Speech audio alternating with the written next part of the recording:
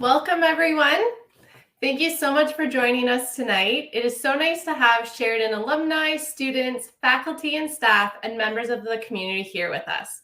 My name is Leslie Dean, and I'm the alumni manager here at Sheridan. We are so excited to welcome back animation grad and the creator and executive producer of Guru Studio new animated series Big Blue, Gyimah Gariba. Big Blue is a brand new comedy adventure series that airs in Canada on CBC Kids and CBC Gem. The show follows sibling underwater adventurers Letty and Limo, who lead a quirky submarine crew with a magical ocean fairy stowaway named Baconberry. Big Blue was created by Jima, an aspiring Ghanaian-Canadian artist who has designed covers for Marvel Comics and who has also built a massive online following for his distinct illustrative style. When he's not designing covers for Marvel, creating and executive producing new animated series, or landing on Forbes' list of 15 young African creative rebranding Africa, Jima works tirelessly to break down barriers for the next generation through his art. Big Blue is produced by Guru Studio, the award-winning animation studio behind some of the most recognizable and beloved children properties in the world, like Paw Patrol, True in the Rainbow Kingdom, Just in Time, Pickwick Pack, and Ever After High. Guru was also the Canadian animated studio that worked on the Academy Award-nominated film, The Breadwinner. A big shout out to all of our friends from Guru Studio, including proud Sheridan alum Frank Falcone, who is the president and executive creative director at Guru. Tonight's talk will be moderated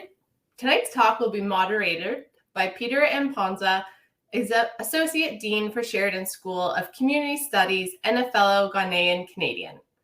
The two of them will do their best to try to keep the conversation away from jollof rice and Ghana taxis, but we can't make any promises. Tonight, we will find out how Jima is tapping into his West African roots to create social change and how we can too envision a dynamic future for grounded hope. Before we get the conversation started and welcome Jima and Peter to the stage, let's play the trailer of Big Blue. Deep beneath the waves, in an underwater world, an evil force awakens. The world will bend down to me. The only thing that stands between the evil black and total world domination is the fearless crew of the Calypso. Waiting for another mission. Gonna have to save some butts. Gonna drive my sister crazy. Gonna drive her super nuts. Letty, the savvy captain. What up, my guppies? Fist bump? Lemo, the brilliant scientist. Aye, aye, mon capitan. The door. Freddy, the chill mechanic. Come on, old pal. Keep it together. Phil, the almost fearless medic. Echolocation, don't fail me now. And the magical guardian who just might save them all, Baconberry. Together, they can solve any problem and save the world. Use extreme field trip! Everyone, remember where we parked. Come dive into the Big Blue.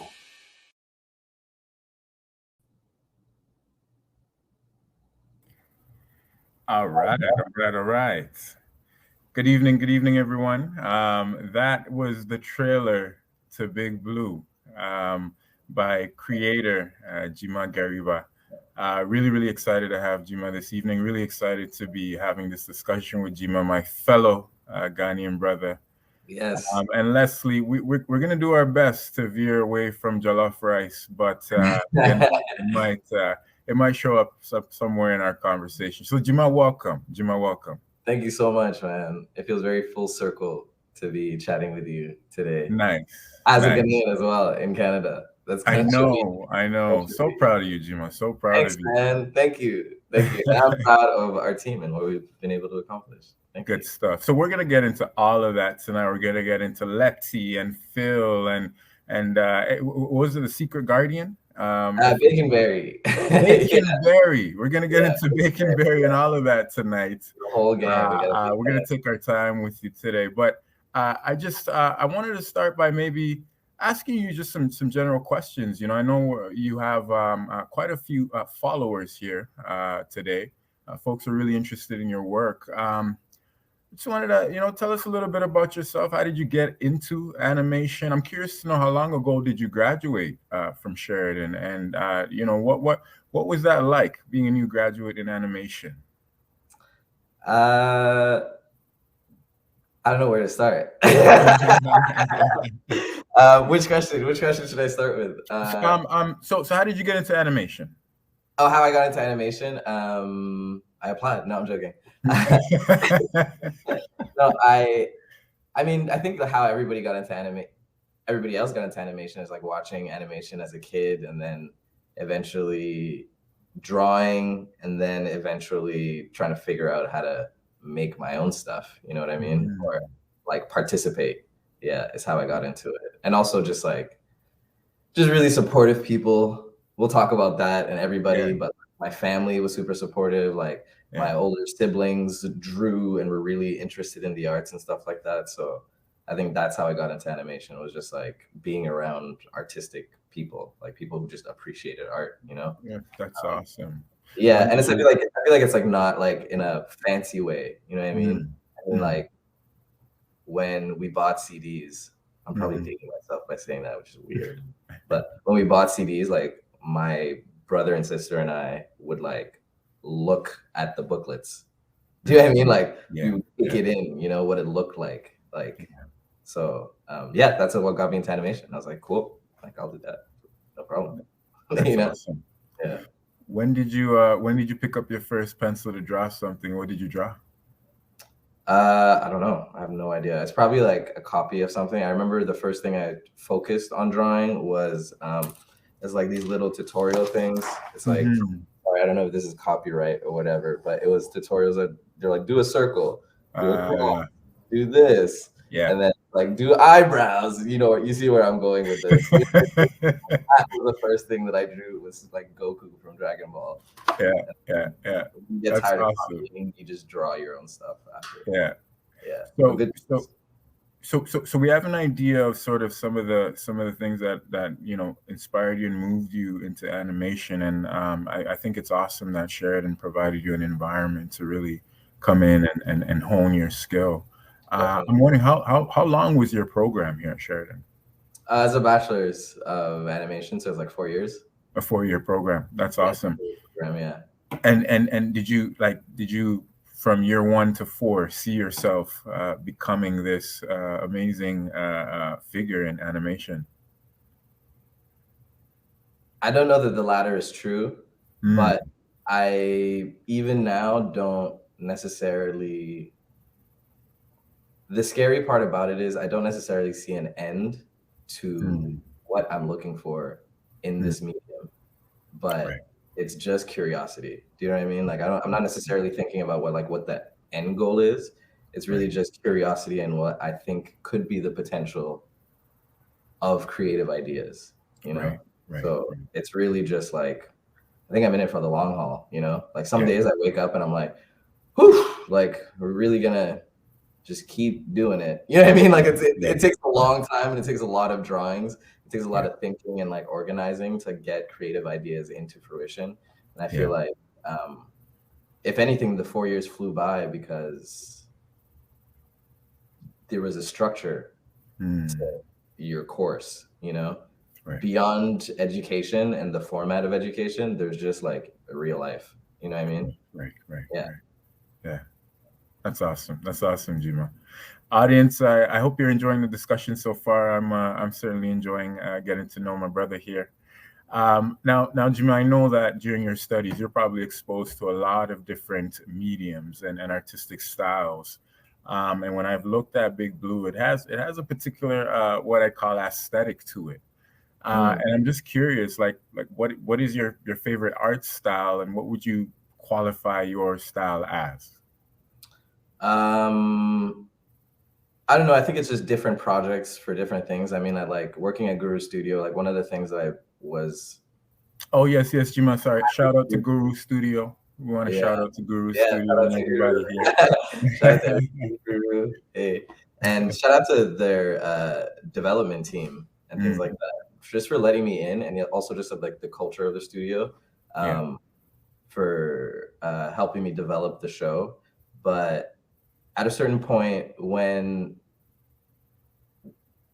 I was working at Guru on the show and on other shows, one of the skills that you end up developing is learning how to cater a visual art style to a story. Do you know what I mean? Like the characters look like that because this is the kind of story that we're going to be telling. Right. And I think having done that on like several shows as like a visual development artist, I knew exactly what I wanted Big Blue to feel like overall. And then after that, it was just like, again, this is a commercial for Sheridan College, but it is kind of, because then the only resources I had were people that I'd met at school, Right. you know, like a friend of a friend or a friend of a friend. Like that's how a lot of these creative positions on our show were filled. And yeah, I was just really lucky to have that resource, to be honest with you. Just people that I connected with and who nerded over animation with me. So like Leanne Dufour, Chris McDonald, Scott Forbes, Brandon Scott, like all of the people that surrounded themselves around me creatively were contacts that I'd like sourced directly from college. Do you know what I mean? I was like, shoot, I think this might happen. Who can I call? You know what I mean? Like Avengers Assemble or something like that. Yeah.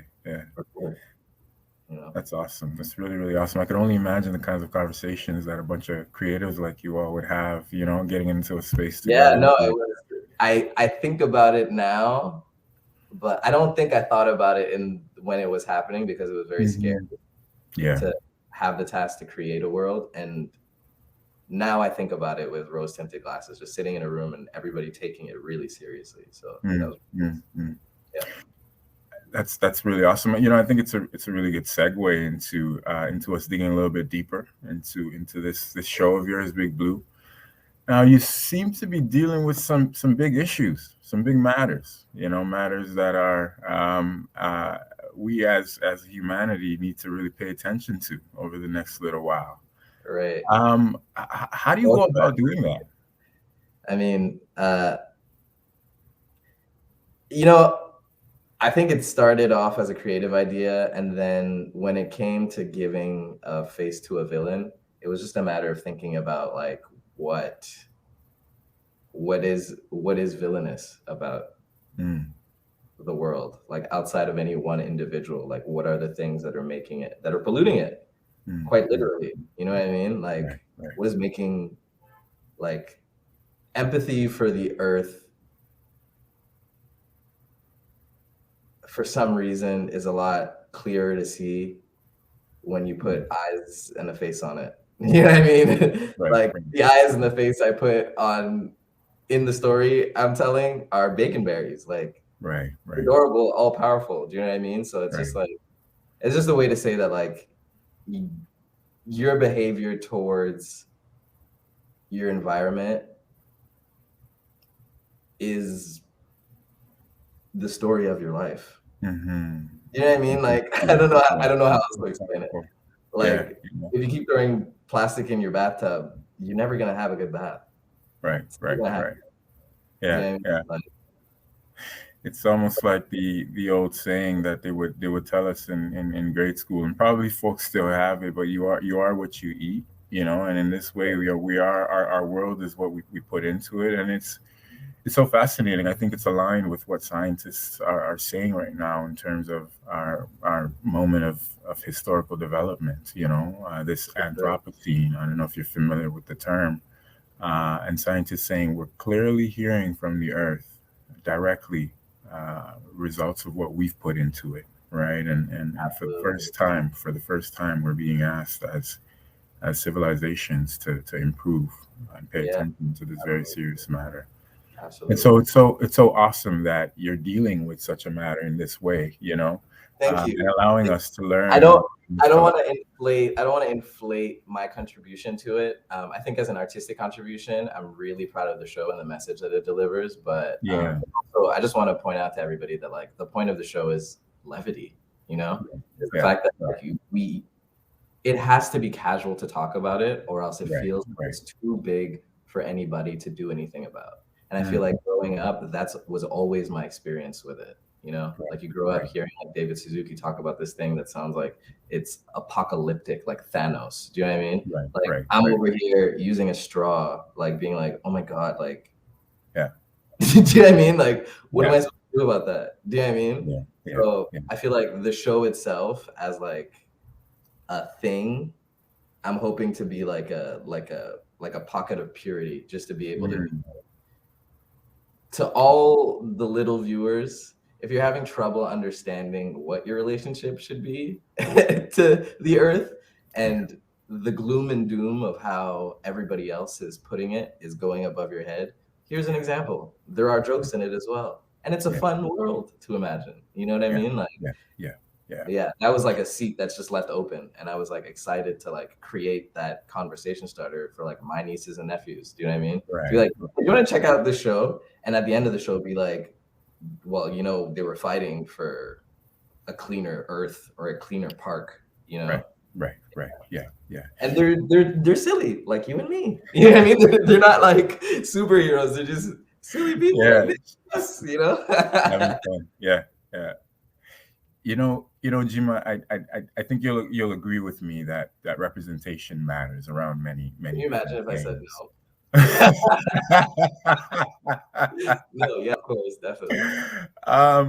And you know, we also want to recognize the work of you know, young activists like Greta Thunberg and you know, some of the work of David Suzuki, as you mentioned. But yeah, for sure. I feel like Greta Thunberg gets brought up a lot and stuff, and I just want to point out the fact that like I'm an adult man who made a cartoon about climate change. Right. That's a kid. Do you know what I mean? Like, I would hope that Greta would be watching my show, not having to do that. Like, really, like, I think the world really needs to, like, you know what I mean? And it's not just Greta. It's also just, like, Little Miss, it's like a state. But it's a little girl who's basically fighting for clean water. Has been throughout her entire childhood, and it's like paraded around like it's a press story or like a success story of some kids' resilience. But I'm like, look at where we are, man. Like kids, you know, like Anyway, I just wanted to clarify that. Like the I appreciate. Wild, you know. And within that, though, I still think there is a conversation about representation there, right? And you know, how you know, to that end, how important did you feel it was to add more representation to the conversation about climate change? I don't think I was thinking about it from that angle. It's just there's some things that I care about because of the person that I am. Like I care about queer issues. I could care about Black issues because I'm those things, you know? So it's just a conversation about the world as it relates to me and like what I can do about it, you know? Right. Good stuff. Jima, good stuff. Audience, I hope you're still with us. We're gonna get into some more discussion with my brother Gyimah here. So Gyimah, let's talk a little bit about say that again. Miss Flint, someone in the comment section. Thank you. Comment section. Yes. Please feel free to throw your comments in. Awesome. So Gyimah, tell me a little bit about Ghana. When did you leave Ghana? For school? that sounds so sad. When did I leave Ghana? I never left.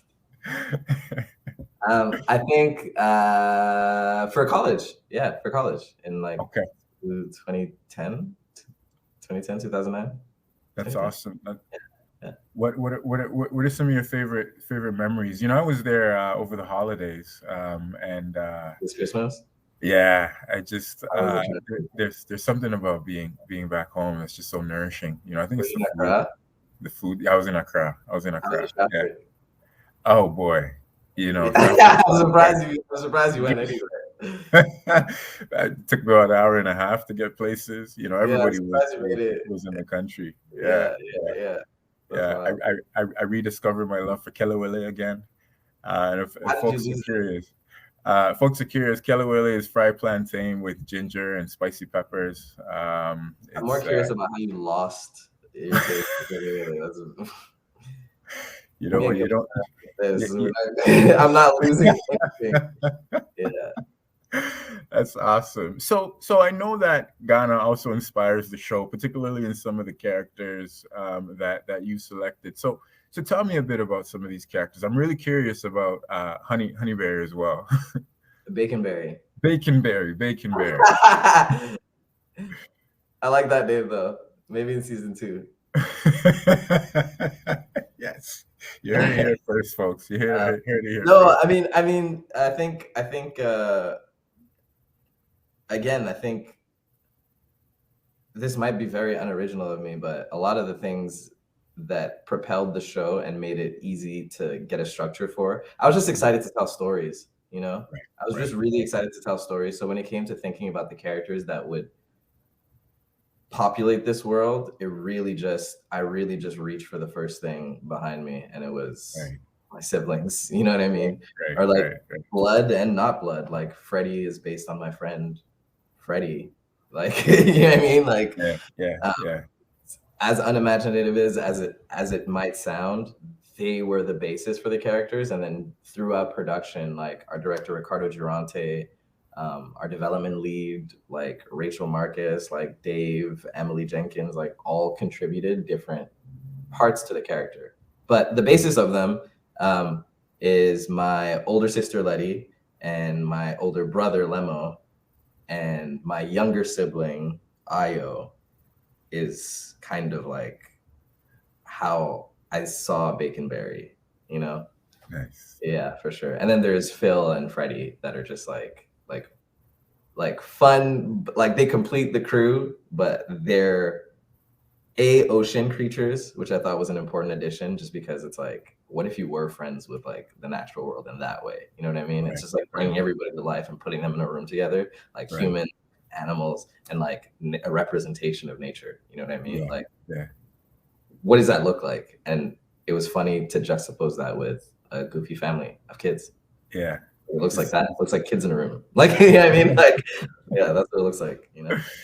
That's awesome. Awesome. So Jima, right now, I know we have a couple of video clips just to illustrate some of what we've been discussing. So we're actually going to show 2 clips back to back. We're going to show first clip, commentary on climate change, and then we're going to show another clip highlighting how hilarious your show is. Free at last! No, my aching ooze! What happened to my precious pollution? Oh, thank goodness some of me got away. Where's my to-do list? Step 1, pollute the world. Step 2, destroy the Guardian. Step 3, do laundry. I need more power. First, I need to gather the rest of me. Then the real party begins.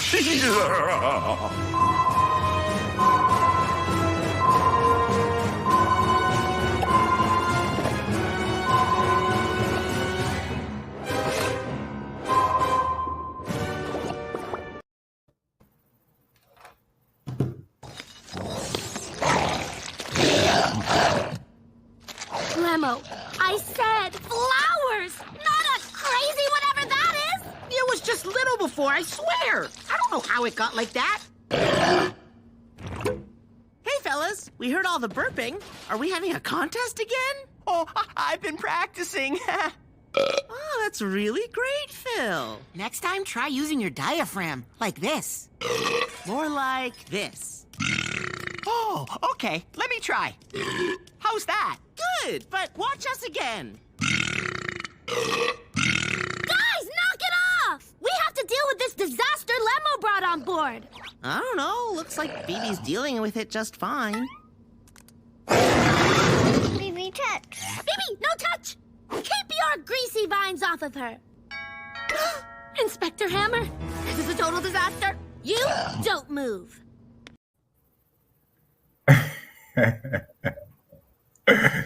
That scene was storyboarded by Ricardo Durante, who's our series director. I love that scene. Yeah, he wrote it. Yeah, he wrote it. He just put it in there. It just said like, the crew find the monster and the doorbells rings, and a lot of those jokes are just his jokes. That's awesome. That's awesome. Shout out to Ricardo. Funny guy. Yes. So I just want to stay on this topic of your characters, and I know that the characters in your show are Black, but I also understand that your voice actors, yeah, for sure, are also Black. How did that happen? How do you go about doing that? It was by accident. No, I'm joking. We had an incredible voice director named Susan Hart, who has the biggest heart ever. And I think even with the CBC, like Drew Mullins, Marie McCann, like as soon as they got onto the project and everything like that, they were pretty much all in. So the hurdle was for me to make sure I brought it up every time, because like it is genuinely something whereby me being in the room was an opportunity for me to do something, but it's something that I had to remind myself of constantly when I was in the room. It's like the answer was almost never no. I just have to remember to ask for it. You know what I mean? So that was one of the hardships I had, is just remembering to be like, oh wait, we should totally do this. Like this is totally important. You know what I mean? And I mean that for everything across the board, even getting like the right voice actors, getting appropriately aged voice actors. Like we really wanted to have Baconberry be voiced by like a very young person, you know what I mean? And we got Tiana McDuff, who did an amazing job throughout, like, I think it was 3, she was 2, then 3, like over the course, and I grew so much, so shout out to you. But yeah, for all the characters, it was really great. It was really great, and we feel really lucky. Kevin Dehaney and Bahia Watson are Letty and Lemma, and Tiana's Baconberry. Nice. They're the best. Yeah, that's really awesome. So, you could plug it here. Are there going to be any other future characters coming? I mean, I really hope so, because again, it's just about like bringing the ideas to the table, and I have a lot of, there's a lot of characters coming, even in this first season. Like the first season's not done. Like it's extremely cool. It's extremely cool. Like I can't wait to get to the end of the first season, because it's extremely cool what we're able to pull. Sound wise, you could throw an AD as a character in there. I could. Oh yeah. Maybe there's a cousin. Maybe there's a cousin. I always love those episodes of TV shows. The cousin, Yeah. That's awesome. So, I recognize it's Black History Month, right? And there's a lot of campaigns geared towards drawing attention to the contributions that Black individuals in the Black community has made, around the world. I'm just curious, what is the kind of messaging that you give to young people around this time of the year?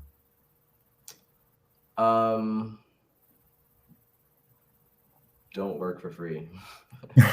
Black History Month. No. I think it's always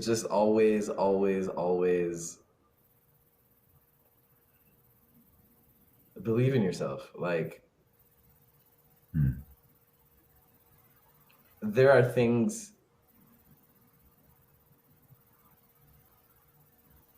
I know I can do, and I find sometimes the process of convincing other people can lead you away from what you already know. You already know you can do it.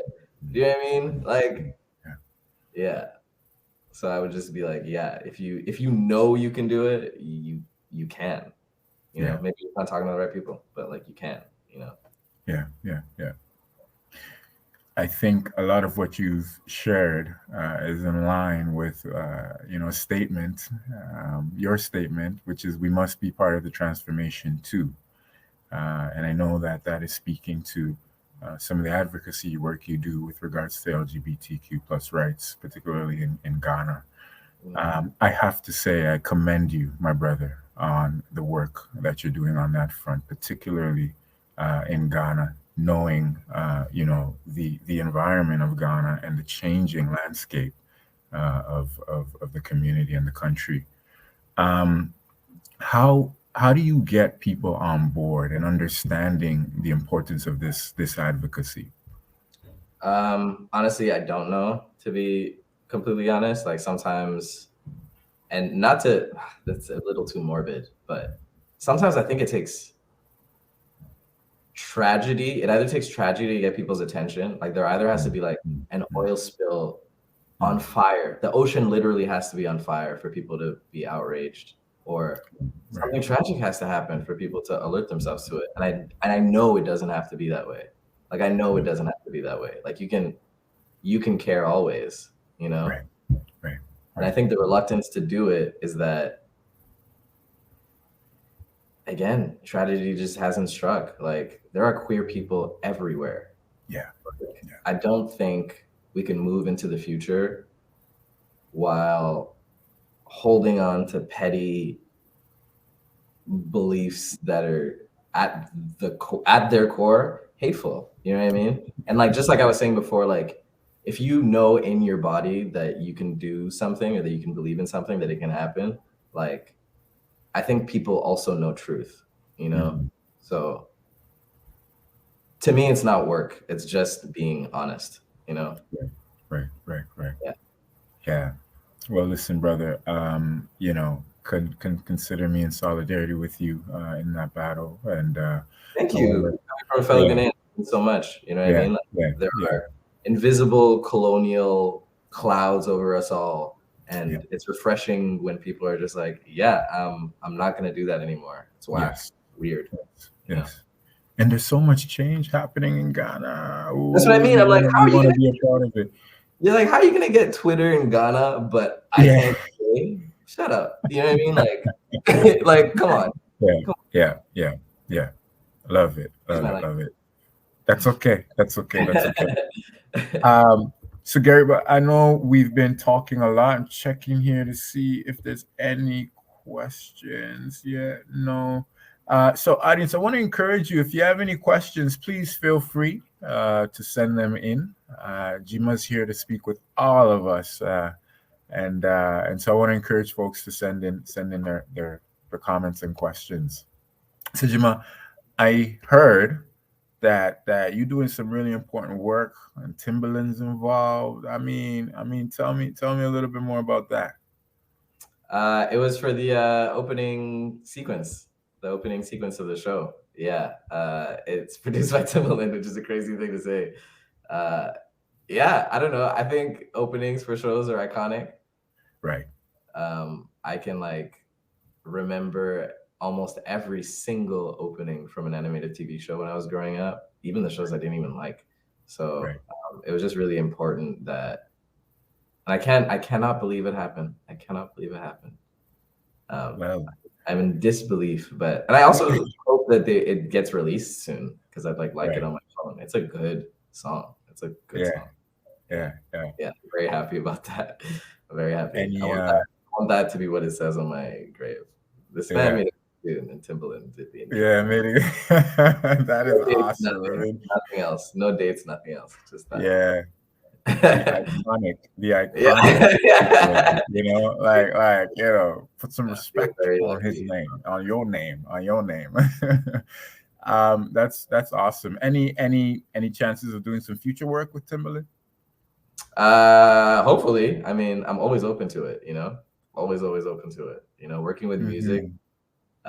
We had some really great music on the show, orchestrated by Joel Silver and Rob, there's armies behind these productions and things like that. So now I'm just really interested. It's difficult to work with music on a show because you have to get it so far in advance. But in the future, I'm really excited to kind of merge worlds like that. I really love working with music. Nice. So Jima, we have some questions coming in, Sure. and so we're going to take our time and see what the audience is saying. Let's So I have a question from Sophie Pisano. I hope I said your name right, Sophie. She's asking, can you explain a little bit more of what is happening in Ghana and if there's a way that people like us can help? In Ghana right now, there's a bill going around. I think if you hashtag kill the bill, and if you follow LGBTQ Rights Ghana on Instagram, it has clear, very obvious descriptions of what's going on. But really quickly, it's a bill that basically criminalizes being a queer person. So it's people wanting to regulate who you hold hands with, essentially, who you cuddle to go to sleep. It can be criminalized, like, to love. And as simple as that, it's becoming criminal. And that's ridiculous because it's not an attack on queer people, it's an attack on everybody's rights. You know what I mean? Yeah.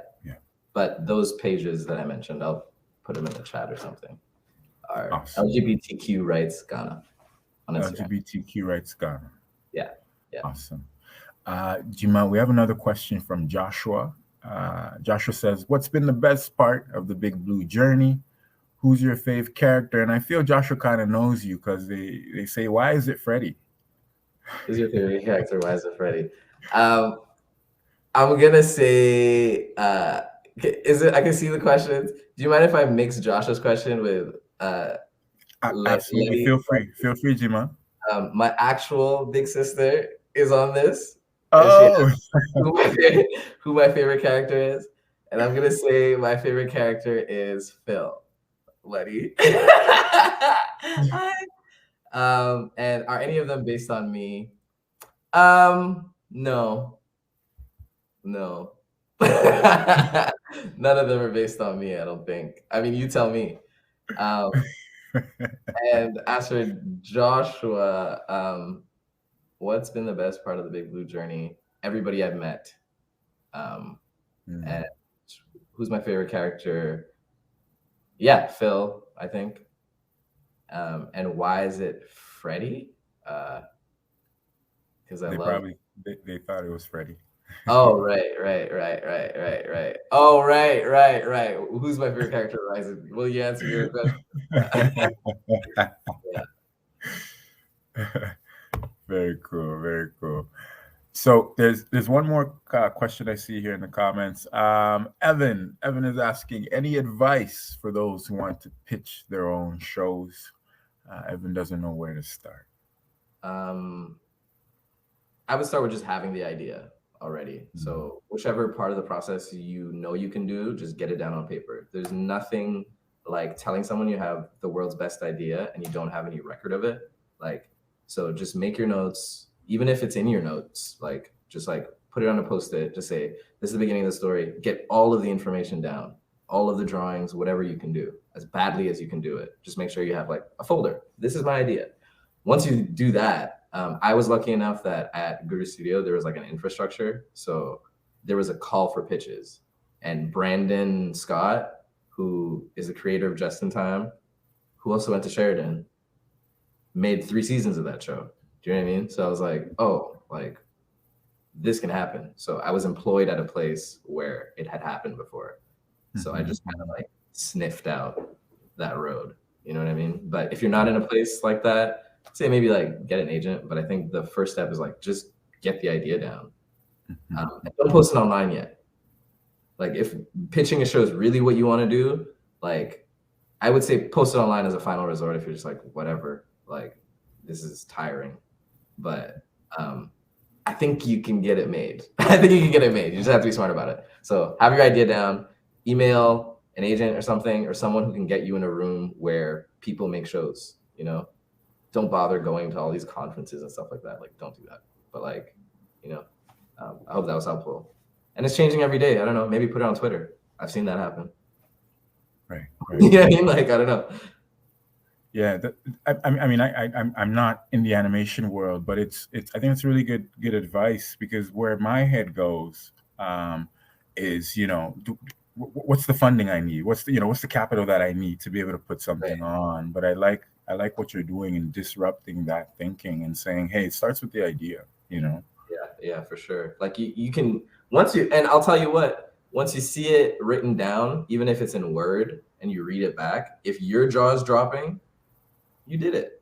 You know what I mean? Like now you know you have a good thing. Like it just matters how you work it out for yourself, and that's up to you.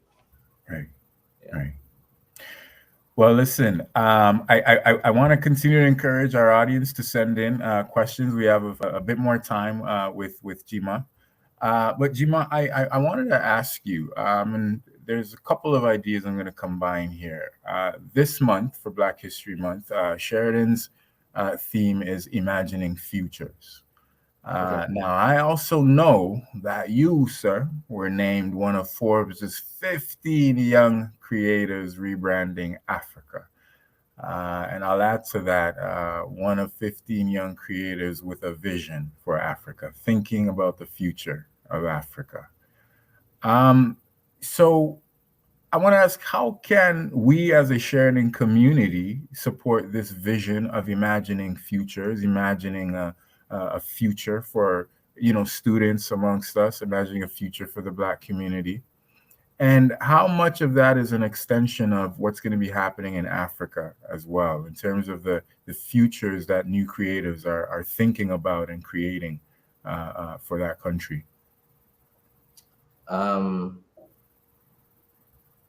Well, I think sometimes I feel imposter syndrome because like recently I was like lucky enough to be at a seminar where it was like actual young Africans in Africa that are thinking every day about what their futures look like, not as some like lofty goal, but as like very real, attainable things that they can make their lives better with in the immediate future. You know what I mean? I think telling stories is the best thing I can do, and being deliberate about the kinds of stories I'm telling, I think in terms of how Sheridan can support that is that just making a platform for that, because I think what I got out of Sheridan, like I was saying, like there's a lot of people who I had to call on to work on the show. You know what I mean? Like those are relationships that I had to develop. And I would say, if anything, like creating a more open space for those relationships to develop. You know what I'm saying? Like if we were at Sheridan at the same time, I don't know that there's a place that we could have run into each other where we both would have known that we were Ghanaian, which is a shame. Do you know what I mean? I would have been in the animation wing. You'd have been teaching, I don't know, doing something. Like we're not linking stories. Do you know what I'm saying? So like at an assembly or a seminar or something, be like, yo, we just noticed there's like 7 applicants from Ghana. Where y'all at? Yeah. You know what I mean? Like, yeah. So yeah. Have you been approached by Ghanaians about your experience of being an international student, and have folks sort of have you encouraged students to come over and sort of engage in a similar experience like you? I mean, I was extremely privileged. I think my parents being able to afford it is huge. Yeah. Yeah, so I can't speak from any other perspective than that one. You know what I mean? Like, my education and the guarantee of it, outside of being interested in what I do, has always been out of my hands. So it's something I am thankful for, like the gift of sight or walking. It's nothing I had to do with. So when people ask me what they should do, I'm like, it's not up to my opinion. It's up to your resources. But you can always do something. I have suggestions on what is possible, you know?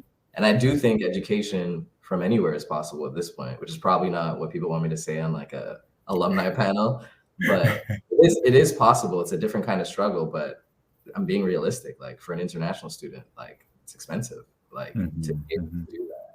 And I also feel like being called at one of the 15 Africans rebranding Africa is like a shiny title, but that also has to do with my visibility. You know what I mean? Like I've always had the internet. I've always been able to post things and to reach out, you know, for people who are still going to internet cafes. Like no shade on internet cafes, but like you just can't be online like that. You know what I mean? So I think it's that's a layered question, but I'm hoping to drag us into the future. You know, like if Africa's gonna go into the future, like let's get a pride flag in there. Let's go. Right. You know? Like let's go. Sure. If that's the galvanizing thing, like I'm gonna break stuff. Like I don't care. You know what I mean? Like if you want to invite me to the party of the rebrand party, I'm gonna break something. I mean, I'm gonna open the window. It stinks in here. You know what I mean? Yeah. Like, Yeah. you know? Yeah. Oh, Jima. My bad. Your pronunciation of my name is. I just sound like your parents right now. So much. Jima. Listen, this has been absolutely awesome. You know, you made a comment earlier when you're talking about the characters you use, and you said you sort of just reach back and grab on what is familiar to you and what is close to you. And I thought about the you know, the Adinkra that we have called Sankofa. Yeah, yes sir. And how much, you know, that is a philosophy I live by, and it's just so cool to hear it resurrect in your work, you know. And I'm sure it shows up in many other parts of your life, you know. Definitely. Stay tuned. I feel like you'll I'm excited. I'm really excited for the stuff to come. So I have just a couple more questions for you, and then what I'm going to do is I'm going to invite Leslie to come back on. All right, so we have a question. What are the next projects you are working on outside of Big Blue? A handful of them are non-disclosure, so I can't. I'm definitely working, and personally, I'm just working on attainable things. Like I have a lot of friends who are very, very talented, and I think that we have stuff to say. You know what I mean? So on some collaborations here and there, just like again, just expanding my curiosity in the medium. Jima, I love your ability to just stay so humble and grounded and clear in your, you know, your approach and disposition, and yet still the world is, you know, holding you up in a particular way, and you're still able to navigate both worlds. It's a very, very impressive stance. Thank you so much for saying so. It feels like I'm rambling most of the time, so I'm glad to know that it's I'm being understood. Thank you. Oh yes, very, very clear in thought and ideas, and I really appreciate the chance to interact with you today. Yeah, no, it's been great, man. Thank you so much. Yeah, I have your contact ready. We're gonna continue the conversation. Yeah, we're gonna have to do some jollof and watch it for real. That's awesome. So at this time, I'm gonna invite Leslie back on. Audience, thank you so much for having us this evening. It's been a pleasure speaking with my brother Jima, and I hope you all learned a little bit about this awesome young man and this amazing show that he's brought forward. Yes, thank you, both of you, so much. But I did have one question for you, Jima. Since, you know, I'm in the alumni department, I just wanted to know, what was it like working with fellow classmates on the show? Like having those connections? It's actually kind of funny because none of the people that I actually got a chance to work with on the show were my direct classmates. Like there was always like 1 degree of separation. So either a year younger or in a year ahead, or a classmate's Scott Forbes is like one of my best friend's brother, who is also in animation, but like from an illustrator standpoint, it's just like a mishmash. So it just felt like we had common memories, but not together. Do you know what I mean? Like we weren't together, but it would just be like, we'd be like, Larice, and everybody would be like, Larice. You know what I mean? Like a weird fever dream we were all part of. You know what I mean? It's like, or like Monahans, and everybody all go like, Monahan. Yeah. You know what I mean? Like, Yeah. It's still there, Jima. It's still there. No way. I'm coming. Oh, well, thank you for that. I know it's probably always just so fun to go down memory lane, right? With similar people, similar mindsets, similar experiences. So that's so wonderful. We just did have one other question come in. What did it feel like to be Animations Magazine 2020 Rising Star of Animation? I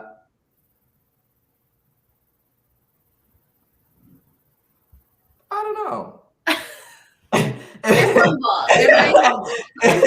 It kind of felt like I had to make something right away. You know what I mean? Like, I was like, oh, this is taking a very long time. Like, yeah, I mean, it felt like now someone wants to see something animate. You know what I mean? Yeah. Like, so like, I just felt like I had to get to work. I was like, oh, right. Yeah. I like daydream stories all the time. I'm like, I should make those. Like, that's what it felt like. It felt like I was late, you know? Great. Well, we've had some people comment about Monahans in the chat, so feel free to look at that. So that's just nice memories for sure. But we did just, of course, wanted to close it off by saying what a really, truly inspiring and meaningful conversation that you guys have had. Jima, we really appreciate you sharing your experiences and your personal stories as well, and offering such great advice to our community. It goes such a long way, when we bring back alumni to speak to students and faculty and staff. It's so much more powerful hearing it from someone who was once in, their shoes and now has continued to do so well. So thank you for that. We can't wait to see what you do next. Please know that all of Sheridan is behind you, cheering you on every step of the way. So you have Bruins. I saw go Bruins. I love it. And Peter, thank you so much for joining us and moderating tonight's chat. We couldn't have picked a better moderator. It was so nice to see you two kind of have that immediate connection and great banter throughout the conversation. You're always such a champion for our students and alumni. So it was a real pleasure having you join us tonight. So thank you. Thanks, guys. Thanks, everyone, for coming. Yeah, yeah, exactly. A big thank you to everyone at home who tuned in and joined us. We're always so grateful to have you part of our community and for staying connected with us virtually. The last 2 years, we've been able to do more of these virtual sessions, and we're so lucky to have all of you. And to any animation students out there and recent grads, so Guru Studio is hiring across a range of 2D and 3D roles. So you can come and work with Jima. There you go. It'll be just like this. It'll be just like this on the screen. There'll be magic. Among others, they are currently in production on a new series called Mecha Builders for HBO Max, which is Sesame Street's first animated spinoff, and Dino Daycare for Netflix from the creator of Doc McStuffins and Ridley Jones. You can find out all their open roles on their website at gurustudio.com/careers. So be sure to check that out for those of you that are interested, and be sure to check out Sheridan's website for more events like this.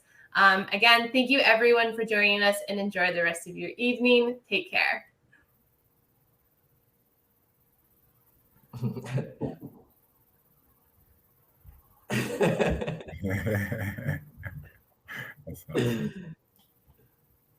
I love this part. This is wild.